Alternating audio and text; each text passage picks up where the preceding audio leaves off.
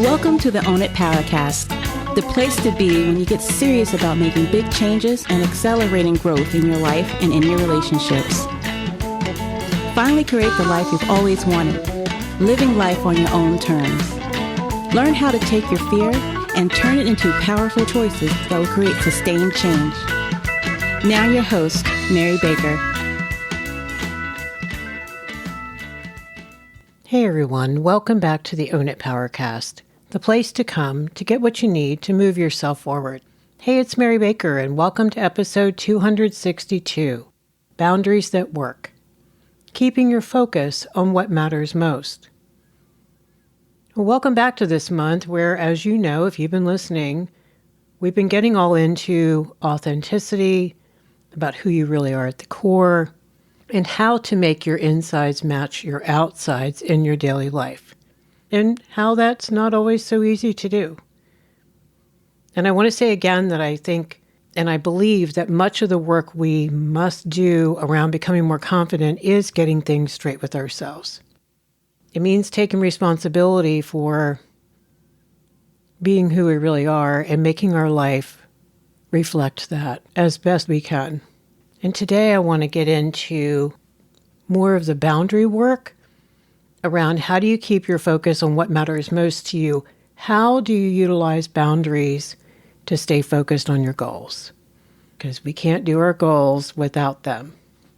And those goals could be anything from getting better sleep to really going after that career dream and everything in between. But before we get into that, it's great that you're listening to these podcast episodes. So many of you tell me how helpful they are to get you thinking, get you on track. But if you do, I have courses that can help you. I have a free boundaries ebook you can check out. The link is in the show notes, and you can get started on your boundary work there or get back on the horse. Wherever you are is fine. And if you need more, I have that 3-part masterclass I've been talking to you about that really helps you look at how you lost your voice and how boundaries are going to help you get it back. And then if you really want to do some great work on yourself, join the Find Your Voice course. And join the group coaching part of that and work with me individually.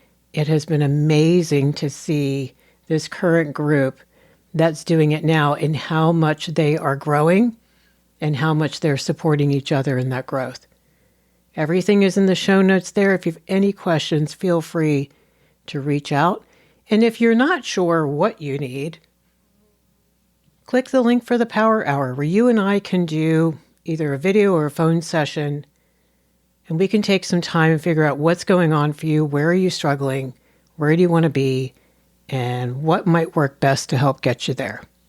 Those hours are flexible. You can sign up for as many as you want or as few as you need. And then also don't forget to join us Wednesday evenings Eastern Time for the weekly Facebook Live sessions where we have conversations about these topics. So it's not just you listening like you're doing here. You can get in and share insights and ask questions and encourage each other. I firmly believe that we need community in order to grow. We need community in order to feel safe to grow. And we need community to keep us accountable in a loving way to the growth we say we want to do. Okay, so let's get into it. Boundaries that work. How do you keep your focus on what matters most? Now, if we got honest, we're probably okay at setting goals. We're probably not great at maintaining the work that it takes to follow through on those goals, especially when life shows up and it gets hard and things get in your way. So that's why I thought it would be good to talk about this now. Talk about how if you focus on the boundary work, then you can have success. Then you can make it happen. So why do boundaries matter? Well, first of all, they safeguard our time and energy. And we've talked about that here before on the show. So when you set boundaries around your goals, it really allows you to then put boundaries around, in my mind, dedicated time and energy to your goals. Because this helps you have the necessary resources to make consistent progress. I think we're great at speaking vaguely and say, yeah, I want to go do that. But how are you going to do that? And in what reality are you going to do that? Where is that on your calendar? Where is the actual rubber hits road commitment?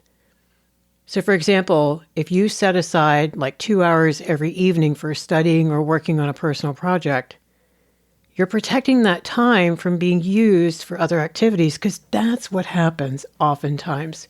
We get sidetracked. And we're going to talk a little bit more about that in the live on Wednesday night. So join us for that if you want to get into that aspect of it, because we can get sidetracked. And getting sidetracked is the difference between achieving your goals and not, if you really sit there and think about it. So safeguarding your time and energy, putting boundaries around that evening time. You're saying yes to your goals, but that means you have to learn how to graciously, not in a reactive way, say no to other things and other people and other even great things that are offered up to you, because we can't do both, not in this moment. And I work with clients a lot around prioritization, because they've been stuck in the perfectionism for years between I either do it perfectly and I do it all at once, Mary, or I don't do it at all kind of thing. And I say, wait a minute. Let's just say you want to prioritize your evening time for this project now. And then when you finish that project, you can figure out what is next. How do you want to spend your evenings when you're finished this project? And the detachment work comes in, where just because you're doing this project now doesn't mean you don't value those other things. And I know it sounds really simplistic and a little condescending when I say it that way, and I'm not meaning to. What I'm trying to explain is something this obvious may be hard to see if you struggle with perfectionism, if your parents were very black and white in their thinking and their behavior. And if you have been so focused on trying to look outside of yourself to be okay, it takes work and mindfulness to remember, wait a minute, I can just put things in order of importance for now, and I can change that later if I want. So there's choice, and there's mindfulness, and there's flexibility. And therein, people, lies the magic. The other thing that boundaries do is they prevent us from overcommitting. You lovely people know who you are. You put way too much on your plate, way too many responsibilities that can really drain your energy, because you're probably not stopping to think, well, before I say yes to that, do I know that I can get that done? When will I get that done? How long will it take? Do I even know? And then am I realistic? So sometimes it's just safer to say no to additional tasks or requests from other people that aren't really in alignment with your goals, that aren't going to work with what you have going on right now. They don't have to be bad things in and of themselves. They can be wonderful things. But maturity and confidence require us to lovingly say, I'm sorry, I can't do that because I'm already committed to this thing. Especially requests that don't align with your goals. Because how do you preserve your capacity for what truly matters if you're scattering yourself? For example, maybe declining extra work assignments or some invitations to do things because they interfere with your goal-related activities. It's just not going to work. Someone wants you to, I don't know, join a walking group or go play pickleball or something on the weekends where you had planned to do some other things that are really valuable for you. Now, what happens when we don't have these boundaries? Well, first of all, I know you guessed it, burnout. Without boundaries, it's so easy to overextend yourself, and that's going to lead to physical and mental exhaustion because you've been pushing yourself without adequate rest and balance and downtime and self-care, trying to do too much. Like if you're consistently working late hours without setting boundaries around your work time, it's going to make you less productive. You're going to have more stress-related health issues going on. You're going to be resentful. You're probably going to check out emotionally. And then the stress. A lack of boundaries can result in constant stress because you're trying to juggle way too many demands and responsibilities. We know that has negative impacts on our health. And how can you concentrate and enjoy life when you're so busy running on that treadmill that someone keeps turning up the speed on. You can't. The other thing that a lot of people struggle with is distraction. Because without clear boundaries and commitments, you are so susceptible to distractions that are going to pull you away from your goals.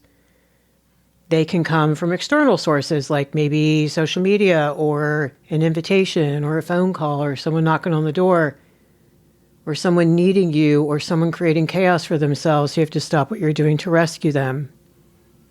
They can come from out there. They can also come from out there when we are spending way too much time on the internet shopping or looking for things or going down rabbit holes. But they can also come from internal sources like procrastination and lack of focus that we may already struggle with, which we know now can have a lot to do with emotional trauma responses. So if that's the way you freeze by procrastinating or zoning out, there might be some emotional work to do around that for you to feel safe, for you to feel like you can go for these goals, because it's very vulnerable to work on ourselves and it's very vulnerable to commit to something. Remember, that can mean failure. And what if you have shame and or emotional trauma around failure in the past, or you've been bullied or you've been ridiculed or whatever? Then I think you need more love and support around you right now if you're going after goals. So, like, for example, if you don't set boundaries around your work environment, the constant interruptions from your family or friends or your devices are going to significantly reduce your productivity. You're not going to get things done that you want to get done. So boundaries allow for you to do those things that you want to or need to do in this moment. And they keep out, in a loving way, other things, good or bad, that will get in the way or interfere with that. So let's be more specific and reiterate some things. Dedicated work time or dedicated time to whatever you're trying to do. When you set boundaries around certain times of the day and certain places where you're going to be in those certain times of the day, that gives you uninterrupted periods to focus on whatever you need to focus on. And it is your responsibility to try to weed out the distractions the best that you can. Like, get real. Don't try to do something that takes a lot of concentration in the middle of the kitchen with 5 other people there. It's not going to work. Letting other people know about the times that you need to have for yourself. And the kicker is going to be that you reinforce that and you follow through when they forget, quote unquote, or you forget, oh yeah, that's right, this is supposed to be time for me. Usually if we get the habit going, if we do it really strictly for a couple of weeks, it helps us get that habit together and helps us ease into that boundary. Like having a designated workspace, having a place where it's quiet, where you can focus, whatever you need. Avoiding unnecessary commitments is the other thing. So how to say no to non-essential requests. And I know a lot of you struggle with, well, what's non-essential, Mary? It all seems important. They do, but that's why I mentioned prioritization earlier. What is it in the order of importance to you and why? Boundaries can really help you evaluate and decline requests that don't align with your priorities. But that assumes that you are doing work on your priorities. And that's why your intentions and your values really matter. And that's why we talked about those recently too. Because that's going to help you not overcommit, because you're not going to be piling on a bunch of stuff that aren't in alignment with what you have going on. So politely declining social events or additional work or helping someone with something, because it just doesn't line up with what you have going on right now. It doesn't mean you can't do it later. The other thing we have to do is prioritize tasks within the goals, right? Figure out what's urgent, figure out what's important, and then what can go at the bottom of the list. That helps you do one thing at a time. And for people who can get overwhelmed easily and not know where to start, folks who have trauma responses or ADHD or ADD, they tell me all the time, I stand in the middle of the room or I'm on the couch, I don't even know where to start, I freeze.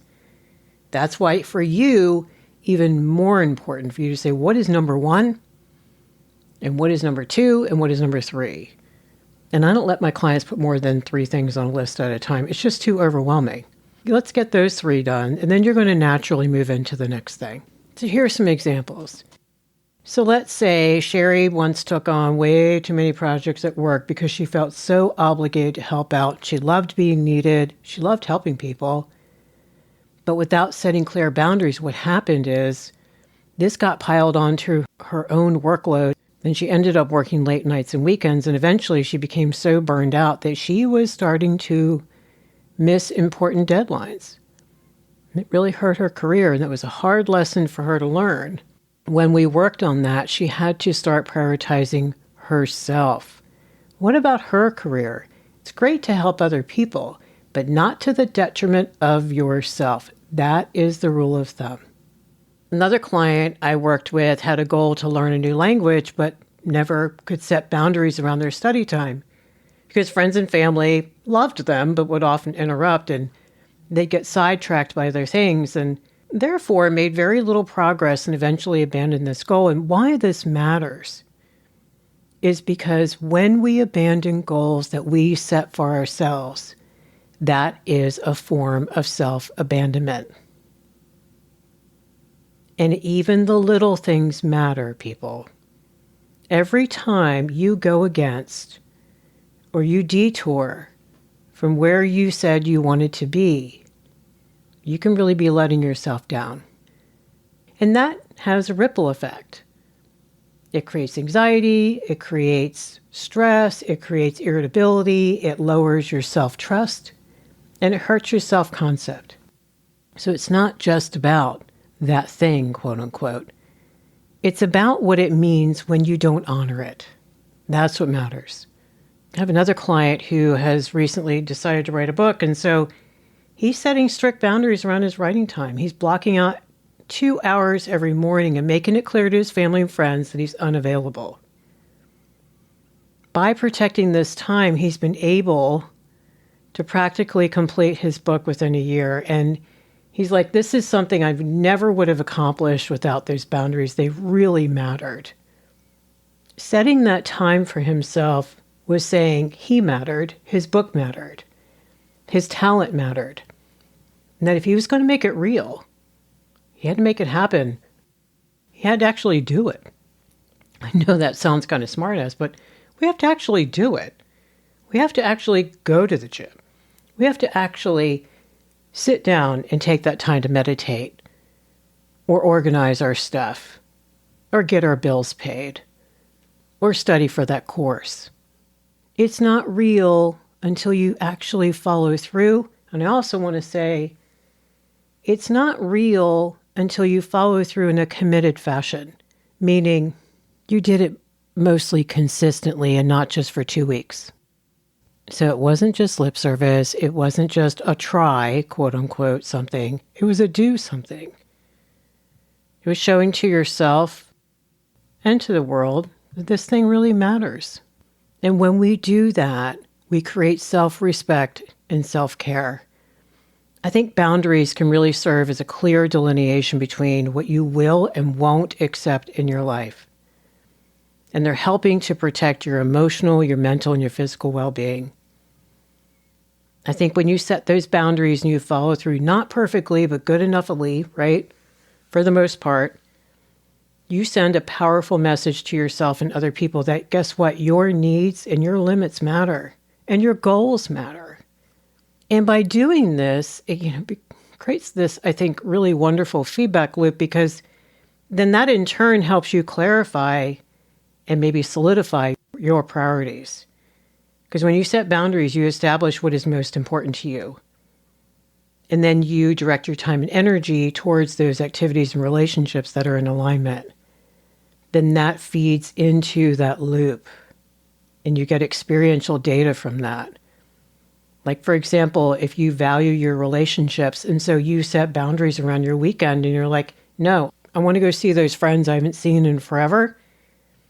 I could, yes, do other things with my weekend, but they really matter to me. And then you follow through and you do that, and you create so many meaningful memories, and it feels so good to honor that, and you get fed with belongingness and acceptance and having a great time with people you care about, and you feel more alive.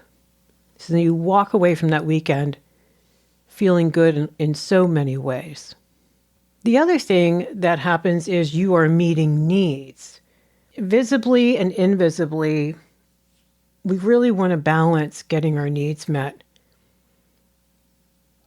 And some of those needs are, to be responsible and get things done, but some needs are take the weekend off and relax because you need some self-care, or maybe you need some connection.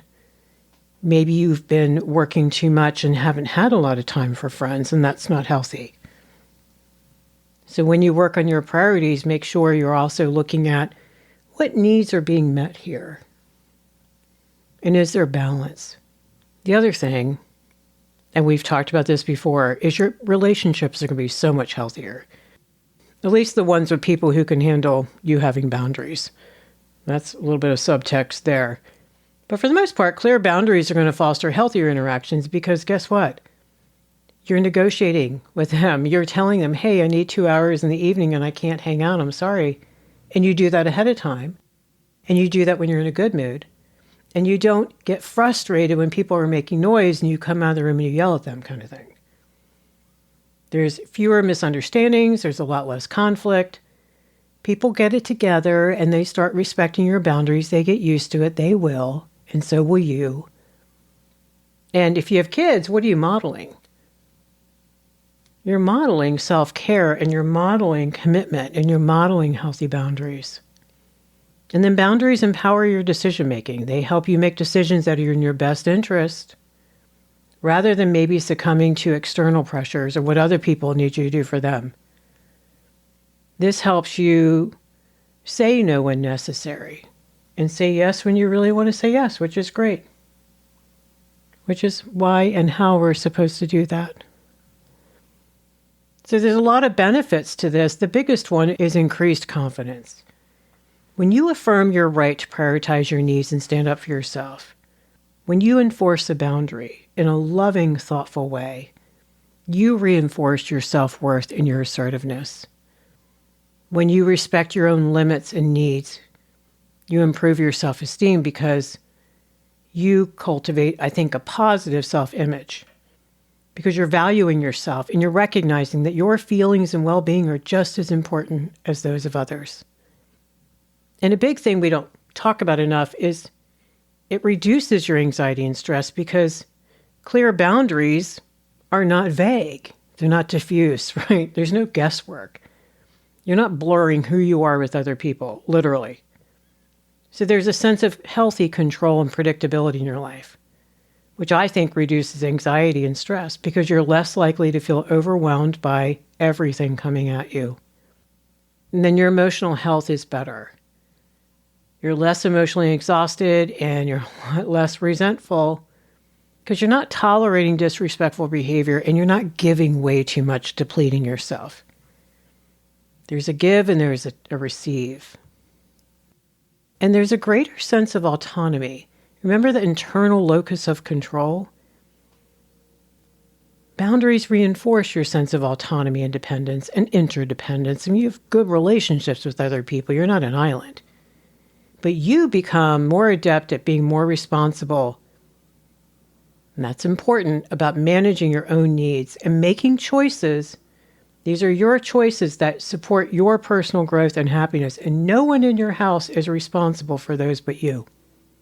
So with boundaries in place, I think you can more effectively focus on your goals because you're not being pulled and sidetracked into other things, no matter how important those seem as well. So how do you do this?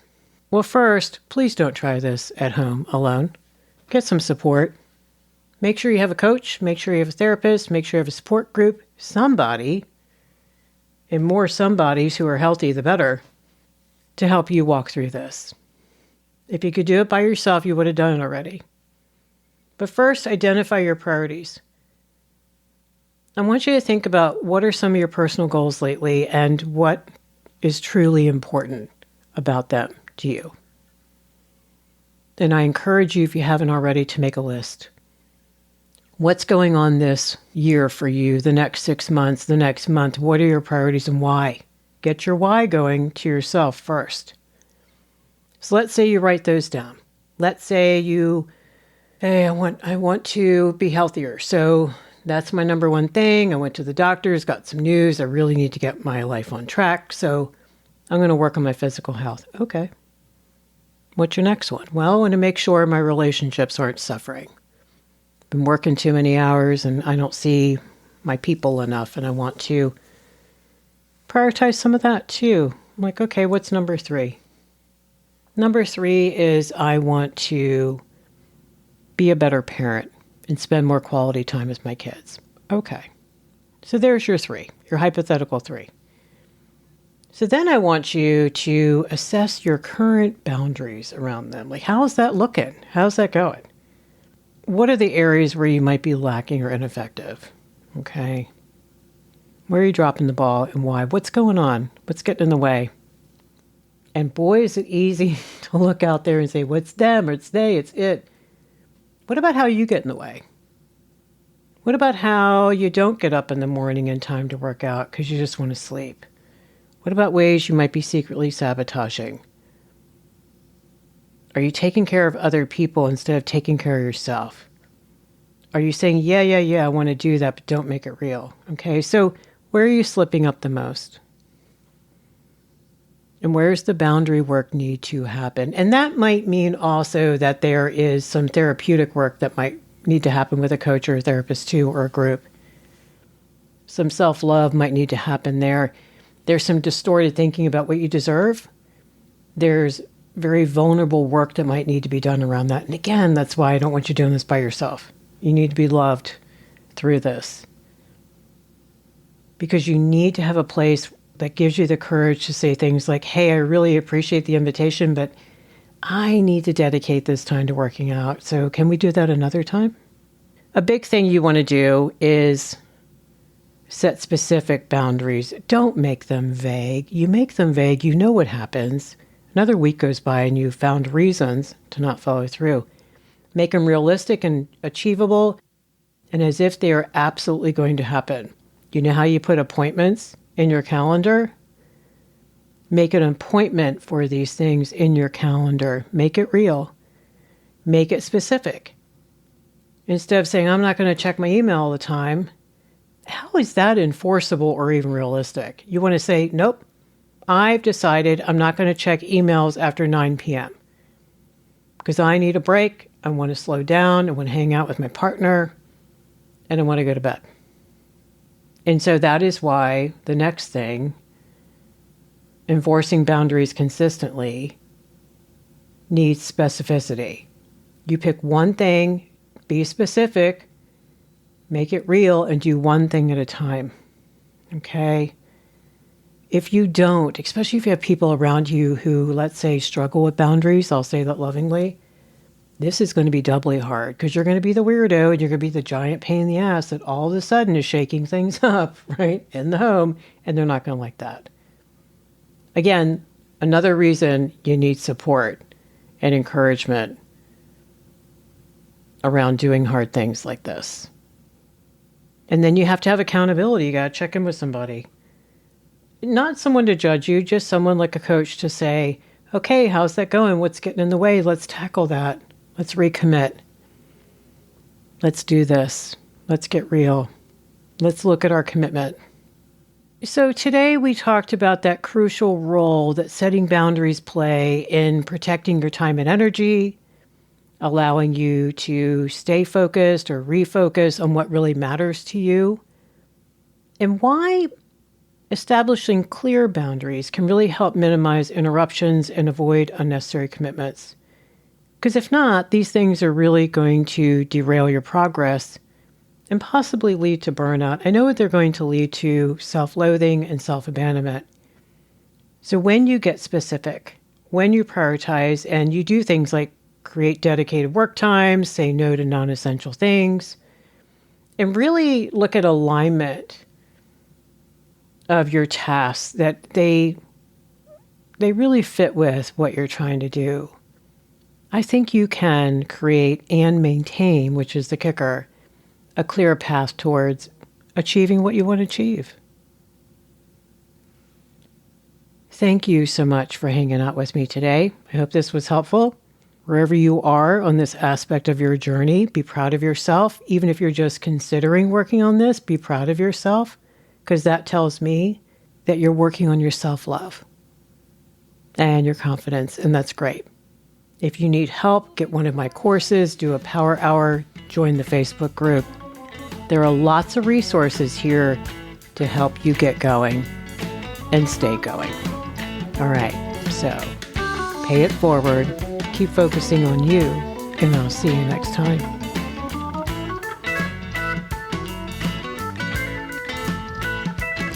We hope you took away some useful insights and tools you can begin using right away. If you did, please leave a positive review and share on your social media. Because could you imagine if everyone in your life really got it together? Remember, own it now, so you can really own it later.